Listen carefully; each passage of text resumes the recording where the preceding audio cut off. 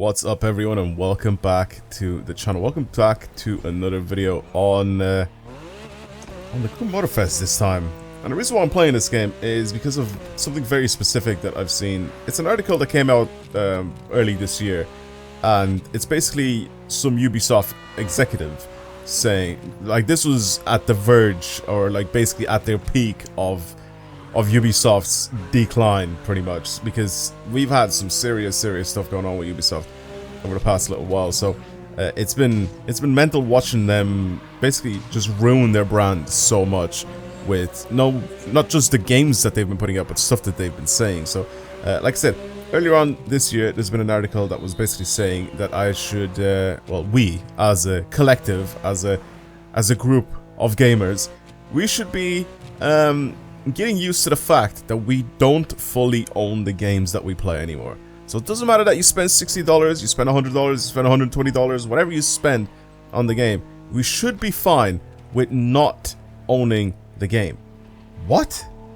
How does that make any sense to anybody? Is that just me? Am I the only one here, like, with logic? Well, I'm not, because there's been a lot of articles and a lot of stuff that's been said.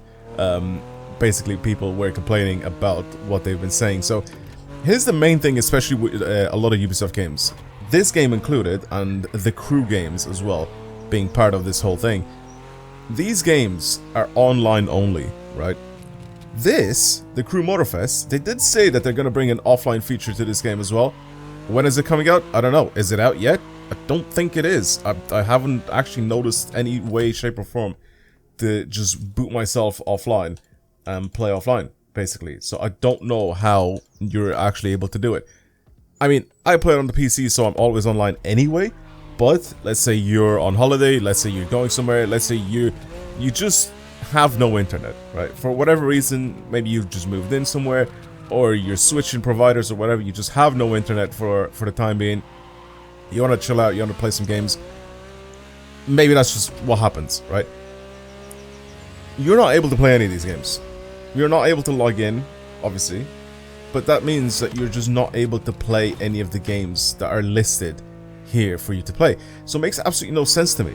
So people, the executives behind Ubisoft, or whoever said it, said that we should start getting comfortable with not actually owning the games, meaning that they could just at any point in time be like, nah, we don't want to let you guys play this game anymore. Basically flick a switch and turn off all the servers for all the games, and we basically just won't be able to play them anymore. Ever. Again. It's basically what happened with the Crew 1. The Crew 1 being an always online game, and then removing it from all the stores, and not only that, but also end up, you know, just basically having, since there's no servers up, and removing it from all the shops and all this stuff, but because there's no servers up, you're not actually able to play the game anymore, and that's pretty much it. That's how they just decided, no, that's it, we'll just turn it off completely. I'm sorry, but I just don't see how that's a thing. I think there should always be an offline feature for games. I mean, I feel like we've discussed this a lot in depth as well when Test Drive came out, right? When Test Drive came out earlier, or late last year, I guess, we had some very interesting things to say about it. Very interesting things to say about it. I mean, I've made countless videos on it, basically shitting on the game because it was always online, and because of how underprepared they were when they ended up releasing the game. Their servers were horrendous. I remember people were trying to get on and they couldn't complete any of the races, myself included. Like, I've made videos on it showing that I just wasn't able to complete any of the races because you always had to be online when doing the races. How does that make sense? I don't understand how that's a thing in video games nowadays. Like, if you try and create a game that's always online, you must be prepared to make it so the servers work, right? That is the main thing. And that's why they've had like millions of people hopping on the game to play it. If you guys remember way back in the day, I don't know how many of you guys have played, you know, the OG Call of Duties, right? Early days, you know, COD 4, Modern Warfare 2, the original Modern Warfare 3, the initial Black Ops days, all that sort of stuff. If you've been around at that time, you know that when a Call of Duty game drops, right, that was it, right? That was the big daddy of them all. That was where pretty much everyone was playing it. They would hop online and they would crash the service because there's always such a massive influx of people playing that it would just crash the service. But this was like millions of people hopping on at the same time, right? So that is the thing with Test Drive, for example. We didn't have millions of people hopping on. We basically had thousands of people, a few thousands, and that was it. right? That is something that they should already be aware of. Like, what did they expect? Did they just expect people to hop on the game? They expected like 10 people to be on the game at once, or what? I don't understand how that was an oversight by them. But basically, they made the game pretty much unplayable for however long it was, like a week or something like that. And it was mental. It was mental how poorly the game ran. I mean, it's still bad now, but I mean, the servers are fine. But also, it doesn't make sense because there's nobody really, like, playing the game. So, you can't really test the servers because there's maybe like a handful of people that are still playing test drive. And like I said, I made videos on the game and I've said a bunch of things about it, and people were so upset with me because of what I was saying about the game. I was basically being really negative about the game, and people were upset about it. But pretty much everything that I said was correct. You know, I said that the game is, if they don't fix this game now, it's just gonna die. Like the very first, it's the same with movies, right? If you ever see a movie, that's a big ramp. I feel like we have to hit it, right? I've never hit this drop before.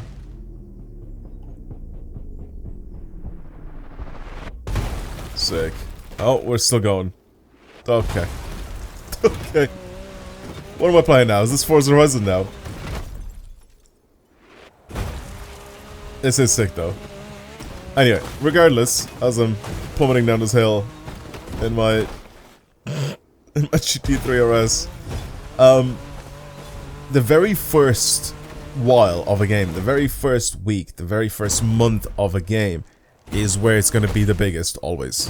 Like, that is just what it is, right? The first weekend for a film is going to be the biggest one of them all. And then, of course, it's going to diminish slowly. That's just how it works. It's the same with video games as well. The hype for a game means that it will be the biggest at the very beginning. A lot of people are going to hop on at the same time and play it. And then, afterwards, it'll slowly start to fade out and less people play it, right? It's normal. It's the same for everything. But you have to be prepared, especially when it's a small game like that, where you're not really expecting that many people. It's definitely better to be over-prepared than having an under-prepared piece of shit like the way it was at the time, right? We just basically weren't able to even hop on the game to actually play it. So, like I said, being always online is a massive downgrade for any sort of game. If you decide to go always online with your video game, I mean, I feel like you're just shooting yourself in the foot. Like, nobody likes that. Like, it's just not something in this day and age that should be normalized. And that's the big thing, right? Because it's always online, they can just easily shut off the servers and that's it. You can never play the game again. And that's the same, like I said, with the Crew Motorfest and also with Test Drive, is every time they had an update and they had to shut down the servers to do the update, like, we just weren't able to play at all. So it would be down for hours, if not even days sometimes, in these games. So, like I said, it makes absolutely no sense for them to actually do that. But, like I said, their response, I guess, was that we should be comfortable with not owning our games. So we're basically renting these games at full price. And it is just not, I don't see how that is a thing. I honestly do miss the whole, you know, collecting the actual disc copy of the game. I kind of miss it, you know, lining up in the middle of the night and waiting for the midnight release of a game. That was kind of cool. Alright, I did it a few times. It was very sick to just drop in and just get it. The physical copy of a game was always a lot more interesting. Again, like I said, back in the day, it was always a physical copy, right? If we play on the original PS2s and stuff like that, where, you know, online connectivity wasn't really that big at the time, so we would definitely be having to play on the physical copy of a game, right? There was no PlayStation Store, there was no Xbox, Microsoft Store, or whatever at the time. Of course, when the PlayStation 3 came out, and then when the Xbox 360 came out, of course we had more online connectivity, and then we obviously had all the different stores online as well. But even during that time, we still had a bunch of games that came out on the actual disc, and you bought it on the disc. But if you wanted to buy like a DLC or something like that, you'd buy like the digital copy of it, right? Which makes sense. That was nice and easy. But I think at this day and age, when everything is gone digital, especially PC games, right? Nobody ever buys a PC game on a disc anymore. I feel like it's just not. It's just unheard of. Maybe people buy it on the, you know, on their console still, just so they can have a physical copy of it. But it doesn't make sense, or it doesn't make a difference, because nowadays, instead of basically what we have, right? The physical copy of the game does not mean that you actually have the game stored on that copy, by the way. The disc itself just carries basically your authentication code, So it basically tells your system that you actually own the game. That's pretty much what it is. So when you buy a disc now, you're not storing like 200 gigs on an actual disc. That's just unheard of. Basically, what you do is you put the disc in, the console, sorry, and the servers and everything say, oh, this guy has bought the disc. This is authenticated.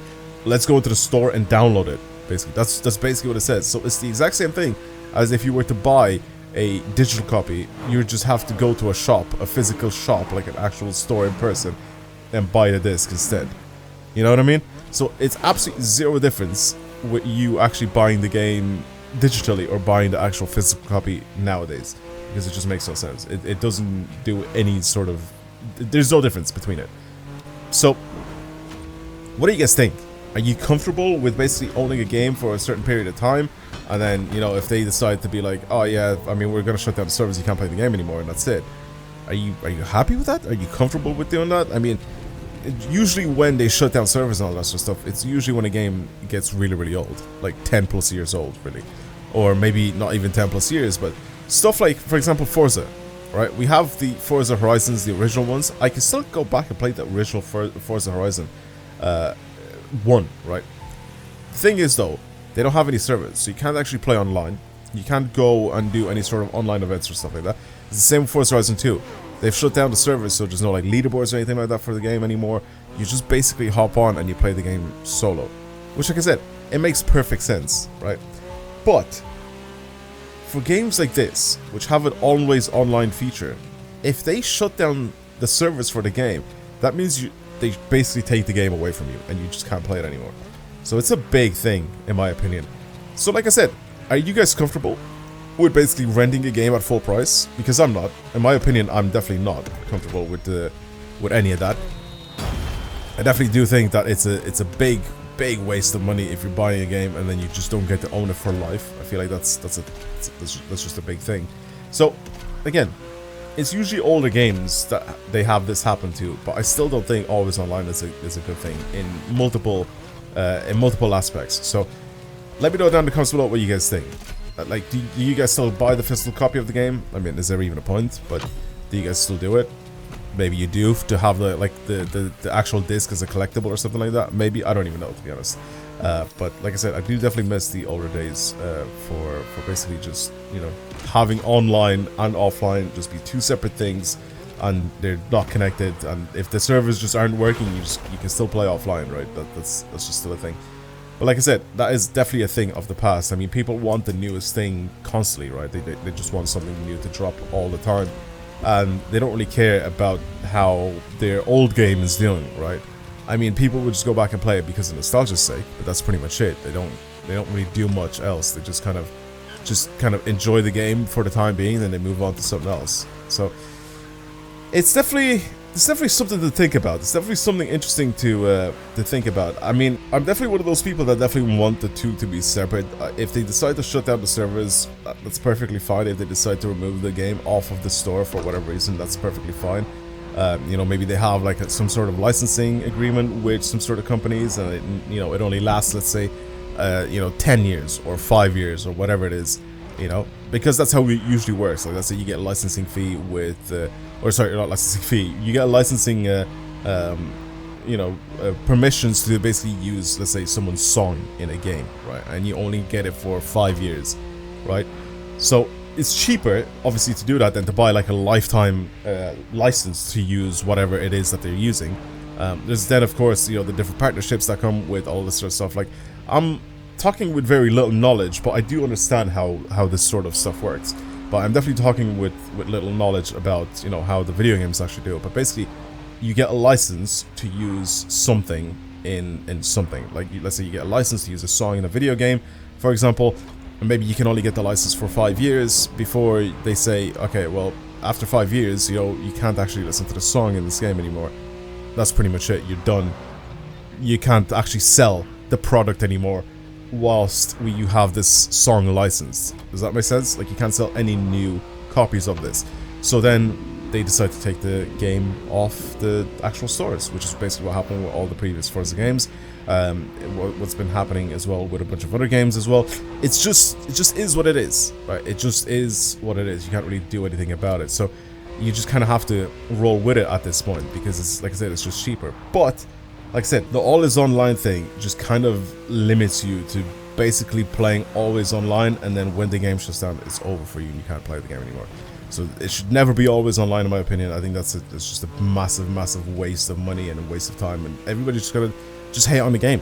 They're literally just going to hate on the game because of that sole reason. So if video game developers are making a new game, you should definitely make an offline mode as well, because like I said, you're just kind of shooting yourself in the foot if you don't. But yeah, that's pretty much it for today's video. I just kind of want to talk a little bit about this because I haven't played the Crew Motorfest in a long time, and I kind of wanted to hop back on it and just have a quick little look, but I don't, again, see any offline features, because they did say, didn't they say, like earlier this year or late last year, that this new season, right, season 2, basically, of this game being released, they're gonna actually end up going offline as well. So if they decide to shut down the servers at some point, then maybe we can still have this game in the future. But I'm definitely expecting the Crew 2 to go away very soon, unless they're actually doing the same thing with the Crew 2, where you can actually have offline as well. I wonder if it's because of the backlash that they got for the Crew 1.